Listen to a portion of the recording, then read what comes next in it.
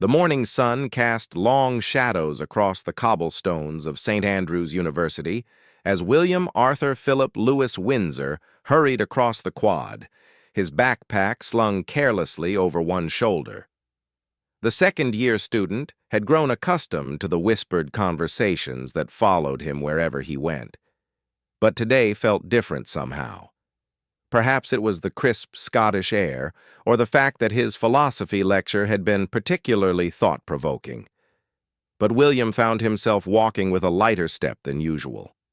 He had chosen St. Andrews precisely because it promised a semblance of normal university life, away from the suffocating attention of London's social circles. Here, among the ancient stone buildings and narrow medieval streets, he could almost pretend he was just another student struggling with essays and exams. Almost. As he rounded the corner near the library, William's attention was caught by a commotion near the bulletin board. A small crowd had gathered, and he could hear animated discussions about some upcoming charity fashion show. The university's various societies were always organizing events, and William had learned to navigate around such gatherings to avoid unwanted attention. But as he attempted to slip past unnoticed, something extraordinary happened. The crowd parted slightly, and through the gap he saw her. A young woman with long, dark hair that caught the morning light like silk was studying one of the posted announcements with intense concentration. She wore a simple cream-colored sweater and dark jeans, nothing particularly remarkable. Yet something about her presence commanded attention in a way that had nothing to do with status or title. Kate Catherine Middleton had been at St. Andrews for nearly 2 years now, and she had developed a reputation among her peers as someone genuinely kind, yet refreshingly down-to-earth. Unlike many of her contemporaries who seemed perpetually concerned with social climbing or making the right connections, Kate appeared genuinely interested in her art history studies and the friends she had made along the way. She was reading about the upcoming charity fashion show with genuine interest. The event was being organized to raise funds for local children's charities, and several students had been asked to participate as models. Kate's flatmate had suggested she consider volunteering, though the idea of walking down a runway made her stomach flutter with nervous energy. William found himself inexplicably drawn to move closer, though he told himself it was simply to read the same notice board. As he approached, he caught fragments of conversation between Kate and her friend Olivia, who had been trying to convince her to sign up for the fashion show. "Come on, Kate, it's for charity," Olivia was saying with characteristic enthusiasm. "Besides, you'd be brilliant at it. You have that natural elegance that most of us have to work years to achieve." Kate laughed, a sound that William found surprisingly musical. "I think you're confusing elegance with being tall enough to reach the top shelf at the library," she replied with self-deprecating humor. "I'm much better behind the scenes, helping with organization or something like that." William pretended to study a notice about medieval literature seminars while listening to their conversation. There was something refreshing about Kate's reluctance to put herself forward, especially in an environment where many students seemed eager to grab any spotlight available. Her modesty seemed genuine rather than calculated, and her voice carried a warmth that suggested she was someone who truly cared about others. "But think about the children who would benefit," Olivia continued, employing what was clearly her most persuasive tone. "And it's not like it's some high-fashion nightmare. The organizers said they want it to be approachable and fun, showing clothes that real people might actually wear." Kate tilted her head thoughtfully, a gesture that William found oddly endearing. "When you put it like that," she began slowly, then caught sight of William standing nearby. Their eyes met for the first time, and William felt something shift in the world around him, as if someone had suddenly adjusted the focus on a camera that had been slightly blurred. For Kate, the moment was equally unexpected. She had noticed the tall young man with sandy hair approaching the bulletin board, but hadn't thought much of it until their eyes met. There was something in his gaze that was both intense and gentle, and she found herself unable to look away immediately. She had heard rumors about Prince William being a student at St. Andrews, though she had never seen him in person before. The recognition dawned gradually on both sides. William realized that this was the moment he had been both hoping for and dreading since arriving at university, meeting someone who might see him as more than just his title. Kate, meanwhile, felt a flutter of surprise mixed with curiosity. The prince looked younger somehow than in the formal photographs she had seen in newspapers, more approachable and decidedly more human. "Sorry," William said, stepping back slightly and gesturing toward the bulletin board. "I didn't mean to crowd the notice board. I was just trying to read about the medieval literature seminars." Kate smiled, and William thought it might be the most genuine smile he had encountered in months. "No need to apologize," she said. "We were just debating whether the charity fashion show sounds terrifying or just mildly intimidating." Olivia, who had been watching this exchange with growing interest, decided to seize the opportunity. "Maybe you could help us settle the debate," she said to William with a grin. "Do you think university fashion shows are meant to be taken seriously, or are they supposed to be fun and slightly ridiculous?" William found himself laughing, surprised by how natural the conversation felt.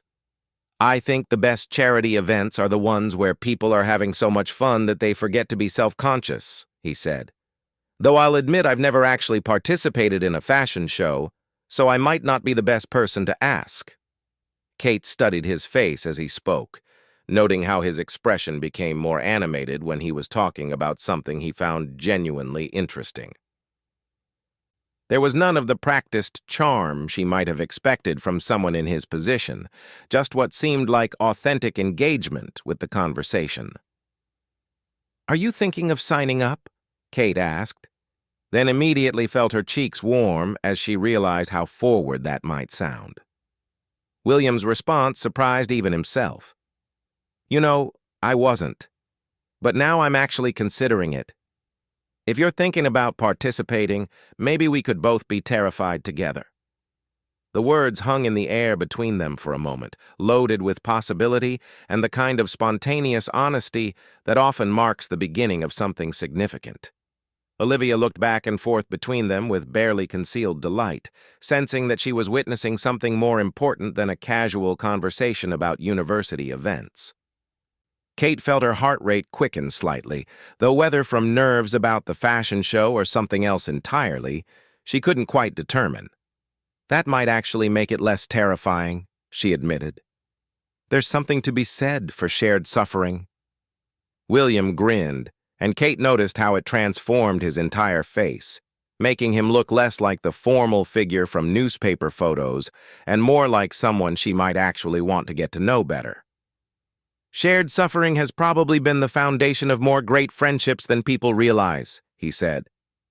As they continued talking, other students began to take notice of the conversation, though William and Kate seemed largely oblivious to the growing attention. For William, it was the first time in months that he had been able to have a normal conversation with someone his age, who wasn't either intimidated by his presence or obviously trying to impress him.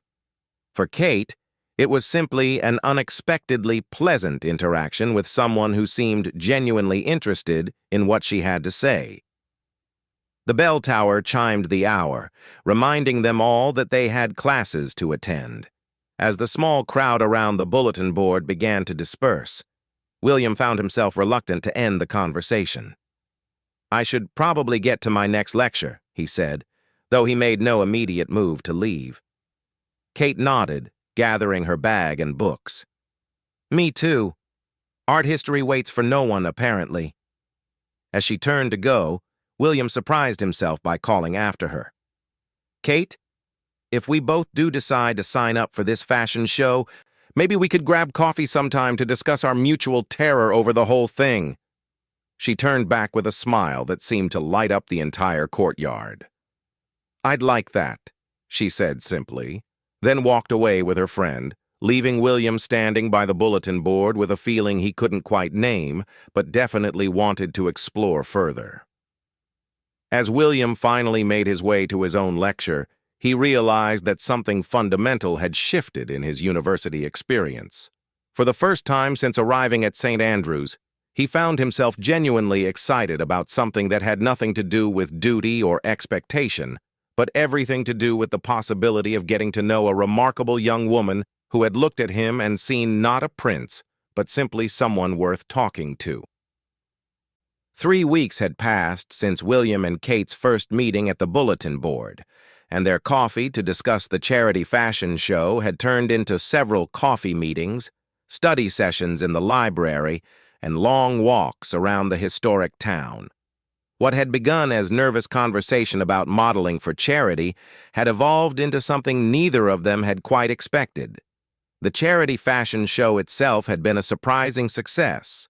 Both William and Kate had participated, though their nervousness had given way to genuine enjoyment as they realized the event was indeed more about fun than fashion.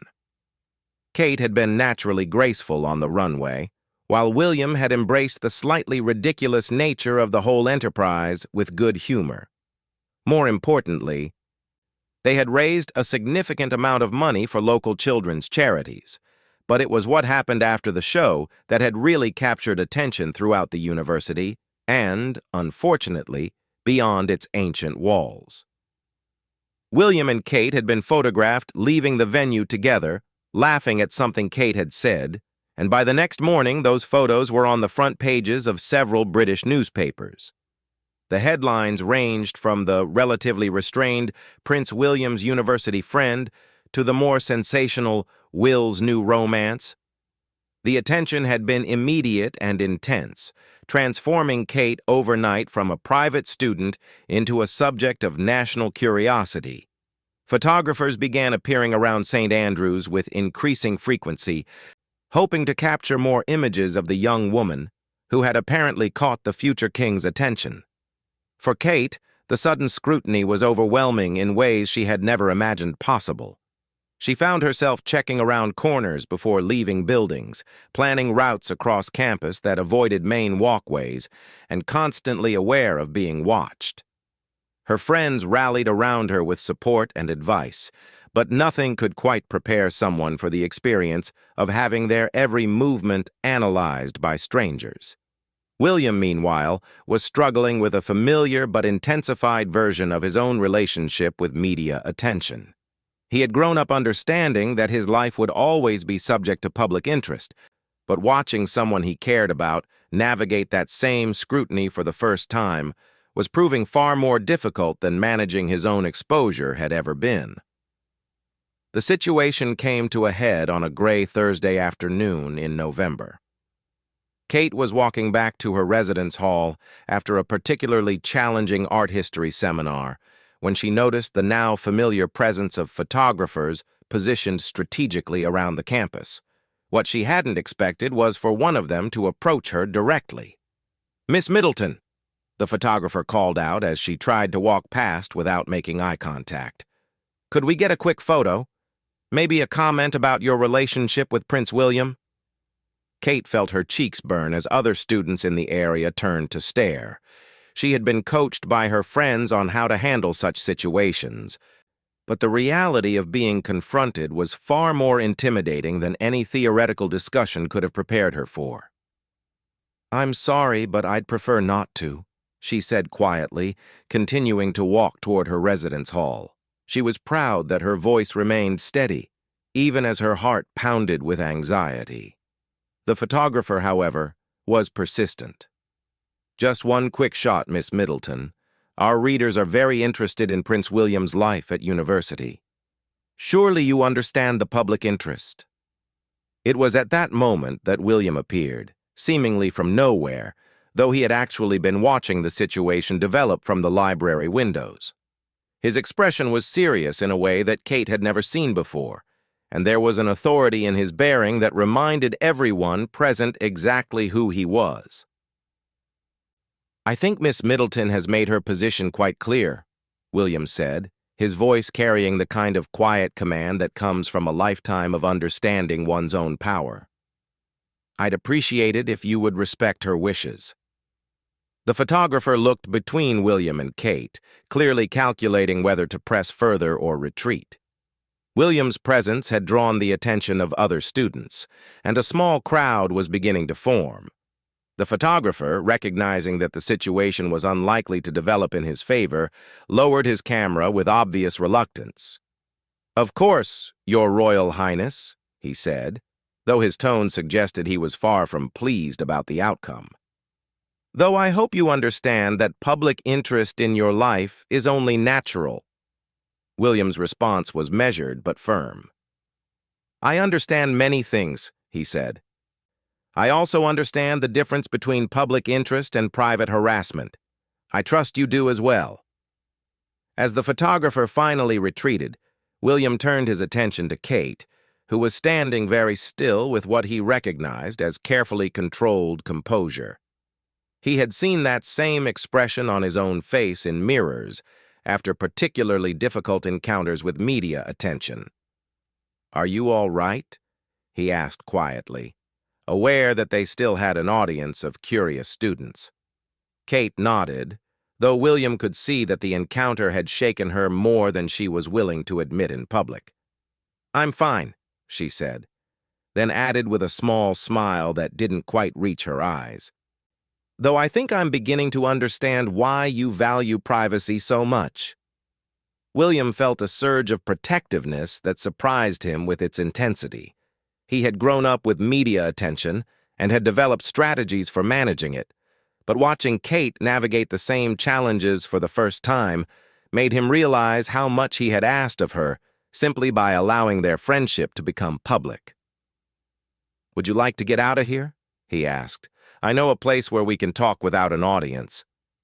Kate glanced around at the dispersing crowd of students and nodded gratefully. William led her away from the main campus areas, through narrow streets that tourists rarely found, to a small cafe that locals favored over the more visible establishments that catered to university visitors.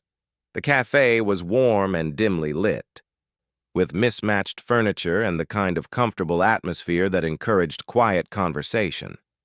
William chose a table in the back corner, where they would be less likely to be noticed by casual passers-by. "I'm sorry about that," William said once they were settled with steaming cups of tea. "I should have warned you better about what to expect once people started paying attention to us." Kate wrapped her hands around her mug, using its warmth to steady herself. "You did warn me, actually. I just don't think I really understood what it would feel like until it happened." William studied her face, noting the slight tension around her eyes that hadn't been there during their earlier, easier conversations. "It's not fair," he said simply. "You didn't ask for any of this attention." Kate was quiet for a moment, considering her words carefully. "Neither did you, though," she said finally. "And you've been dealing with it your entire life. This is new for me, but it's just Tuesday for you." William found himself smiling despite the seriousness of the conversation. "You know, most people don't think about it that way. They assume that because I was born into this situation, it must be easy for me." "Well, that's obviously not true," Kate said with characteristic directness. "Nothing about having your life examined by strangers could be easy, regardless of whether you chose it or not." The conversation that followed was unlike any William had experienced with someone his own age. Kate asked questions about his experiences with media attention that were thoughtful rather than invasive, and she listened to his answers with genuine interest rather than the fascination or pity he often encountered when discussing the more challenging aspects of his position. More importantly, she began to share her own thoughts about the situation they found themselves in. Kate had always been someone who approached challenges methodically, and she was already beginning to think through strategies for managing the new reality of public attention. "I've been wondering," she said at one point, "whether it might be better to be more open about our friendship rather than less. Not with the media necessarily, but with our friends and around campus. Sometimes trying to hide something makes it seem more significant than it actually is." William considered this suggestion with surprise. Most people in his life advocated for maximum privacy and minimal exposure, but Kate's instinct was to address the situation directly rather than attempt to avoid it entirely. "That's actually quite wise," he said, "though I should probably warn you that being more open about our friendship won't necessarily make the attention decrease." Kate smiled, and this time it did reach her eyes. "I'm beginning to realize that very little about knowing you is going to be straightforward," she said. "But I think I'd rather deal with complications honestly than try to pretend they don't exist." As they continued talking, William found himself increasingly impressed by Kate's thoughtfulness and resilience. Rather than being intimidated by the challenges of their situation, she seemed determined to find ways to navigate them while remaining true to herself. It was a quality he had rarely encountered in his personal relationships, and it made him realize how much he had come to value their growing friendship. By the time they left the cafe, the afternoon light was beginning to fade, and the streets of St. Andrews had taken on the golden glow that made the ancient town seem almost magical. As they walked back toward campus, both William and Kate felt that something important had been established between them. Not just the acknowledgement of their mutual attraction, but a recognition that they were both willing to work through the complexities that came with caring about each other. The media attention would continue, and there would be more challenging moments ahead. But they had begun to develop the foundation of trust and understanding that would prove essential in the years to come. The phone call came on a drizzly Tuesday evening in March, just as Kate was settling down with her art history textbooks for what she hoped would be a productive study session. William's voice on the other end was unusually formal, and she could hear tension beneath his carefully measured words. "Kate, I need to ask you something important," he said without his usual preliminary conversation. "My father would like to meet you, officially." The words hung in the air between them, loaded with implications that both understood perfectly. Over the past several months, their relationship had deepened from friendship into something more serious, though they had both been careful not to rush toward any formal declarations. The media attention had continued, but had become more manageable as they learned to navigate it together. Kate set down her pen and closed her textbook, recognizing that this conversation would require her full attention. "When?" she asked simply. "Next weekend," William replied. "There's a small gathering at one of the family properties. Nothing too formal, just family and a few close friends, but Kate—" He paused, and she could hear him taking a breath. "You should know that if you accept this invitation, things will change. Permanently." Kate understood exactly what he meant. Meeting Prince Charles in an official capacity would signal to everyone, including the media, that her relationship with William was serious enough to warrant royal attention. There would be no going back to being just another university student after that. "Will you be there?" she asked, though she already knew the answer. William's laugh had little humor in it. "Yes, though I suspect I'll be almost as nervous as you are. Family gatherings aren't exactly relaxed affairs in my world." Kate stood up and walked to her window, looking out at the narrow street where a few students were making their way home from the library. The normalcy of the scene struck her as something she might need to remember later, when normal became a much more complicated concept. "What do you think I should expect?" she asked. William was quiet for a moment before answering. "Honestly, I think you should expect to be evaluated. Not unkindly, but thoroughly. My father takes his responsibilities very seriously, and that includes understanding the people who become important to those he cares about." The weekend arrived with unseasonably warm weather, though Kate felt anything but warm as she prepared for what she had privately begun calling the meeting. William had arranged for her to travel separately from St. Andrews, and she found herself in the back of an elegant car, watching the Scottish countryside pass by while trying to calm her racing thoughts. The property where the gathering was being held was not one of the grand palaces that appeared regularly in tourist photographs. but rather a more intimate estate that the family used for private occasions. Even so, it was unlike anywhere Kate had ever been invited, with perfectly manicured gardens and an entrance hall that seemed designed to remind visitors of the weight of history. William met her at the door, looking more formally dressed than she had ever seen him at university. He was wearing a dark suit that emphasized his height and bearing, and for a moment Kate was struck by how different he looked from the young man who struggled with medieval literature essays and laughed at her terrible jokes about art history professors. "You look beautiful," he said quietly, taking her hand briefly, "and terrified." Kate had chosen her outfit carefully, settling on a simple but elegant dress that she hoped struck the right balance between respectful and authentic to her own style. "I am terrified," she admitted. "But I'm here." William's smile was warm and genuinely grateful. "That's all that matters," he said. "Come on, let me introduce you to everyone." The gathering was indeed smaller than Kate had expected, with perhaps 20 people total.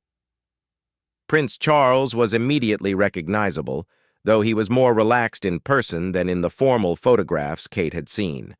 He approached them almost immediately, and Kate found herself being studied by intelligent eyes that seemed to see far more than they revealed. "Miss Middleton," Prince Charles said, extending his hand, "William has told me a great deal about you. I understand you're studying art history." The conversation that followed was more comfortable than Kate had expected. Prince Charles proved to be genuinely knowledgeable about art and asked thoughtful questions about her studies that went well beyond polite small talk.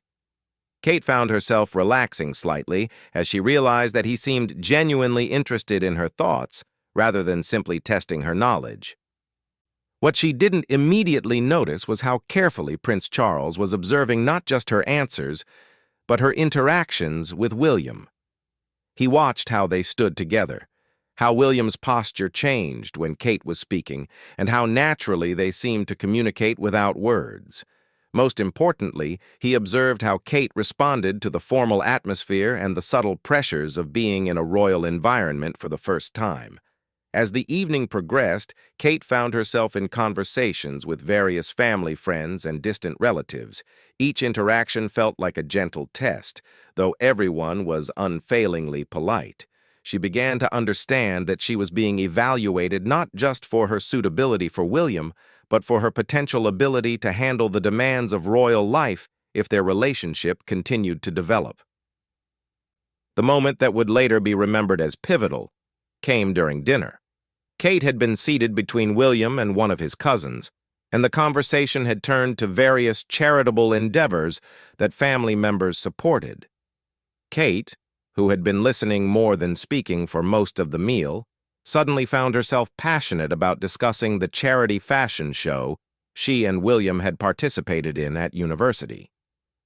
"I think what impressed me most," she said, addressing the table but clearly comfortable with the topic, "was how much money we raised by keeping everything approachable. Sometimes I think charity events become so focused on exclusivity that they forget the point is to help people, not to make donors feel important." The statement was bold for someone meeting the royal family for the first time, and Kate realized immediately that she had perhaps spoken more candidly than was wise, but Prince Charles leaned forward with what appeared to be genuine interest. "That's a very astute observation," he said. "How do you think charitable organizations should balance the need for significant donations with the goal of broader community involvement?" What followed was a spirited discussion that drew in several other dinner guests. Kate found herself defending her positions thoughtfully but confidently, and she gradually became aware that the conversation had evolved into something more than polite dinner talk. She was being given an opportunity to demonstrate how she might handle substantive discussions about issues that mattered to the royal family. William, meanwhile, was watching this development with a mixture of pride and anxiety. He had known that Kate was intelligent and thoughtful, but seeing her hold her own in a conversation with his father and several family members was both thrilling and terrifying. He could see that she was making a strong impression, but he also knew that success in this environment came with its own set of expectations and responsibilities. After dinner, Prince Charles requested a private conversation with Kate. They walked together in the garden, away from the other guests, and Kate felt her earlier nervousness return with full force. "I hope you've enjoyed this evening," Prince Charles began, though his tone suggested this was preliminary to something more substantial. "I have, very much," Kate replied honestly. "Everyone has been incredibly welcoming." Prince Charles nodded, then was quiet for a moment as they continued walking. "William cares about you a great deal," he said finally. "That's quite obvious to anyone who observes you together." Kate felt her cheeks warm but said nothing, sensing that Prince Charles had more to say. "I'm sure you understand," he continued, "that William's life is not ordinary, and it never will be. The people who become important to him become part of something much larger than themselves. It's not always easy, and it's not always fair." Kate took a breath before responding. "I'm beginning to understand that," she said, "but I also think that everyone deserves to be cared about for who they are, regardless of the complications." Prince Charles stopped walking and turned to look at her directly. "That's a lovely sentiment," he said. "But caring about someone and being able to build a life with them are sometimes two different things." The words weren't unkind, but they were clear. Kate understood that she was being given both a warning and an opportunity to reconsider what she was potentially signing up for by continuing her relationship with William. "I know I can't predict what the future holds," Kate said carefully. "But I do know that William makes me want to be the best version of myself, and I hope I do the same for him. If that means learning to navigate complications I never expected, then I suppose that's what I'll do." Prince Charles studied her face for a long moment, then smiled in a way that seemed genuinely warm for the first time that evening. "William is very fortunate," he said simply, "and I suspect you are as well." As they walked back toward the house, Kate realized that something significant had just occurred, though she wouldn't fully understand its importance until much later. Prince Charles had given her what amounted to a gentle blessing, while also ensuring that she understood exactly what such approval might mean for her future. When William saw them returning from the garden, he could read in both their faces that the conversation had gone well. Kate looked relieved but thoughtful, while his father appeared more relaxed than he had been all evening. "Ready to head back?" William asked Kate quietly as the evening began to wind down. Kate nodded, then surprised herself by approaching Prince Charles to thank him for the invitation. "Thank you for including me tonight," she said sincerely. "And thank you for the conversation in the garden. I have a lot to think about." Prince Charles took her hand briefly. "I hope we'll see you again soon, Miss Middleton, and I hope you'll feel comfortable being yourself when you do." As Kate and William drove back toward St. Andrews later that evening, both were quiet with their own thoughts. The evening had been a success by any measure, but they both understood that it also represented a turning point in their relationship. "So," William said finally, "what did you think?" Kate was quiet for a moment before answering. "I think," she said slowly, "that I understand better now what you meant about things changing permanently." "But William?" She turned to look at him in the dim light of the car. "I also think I'm ready for that change." "If you are." William reached over and took her hand, feeling something settle into place that he hadn't even realized had been unsettled. "I am," he said simply, and they both understood that they had just committed to something much larger than either of them could fully comprehend, but which they were finally ready to explore together.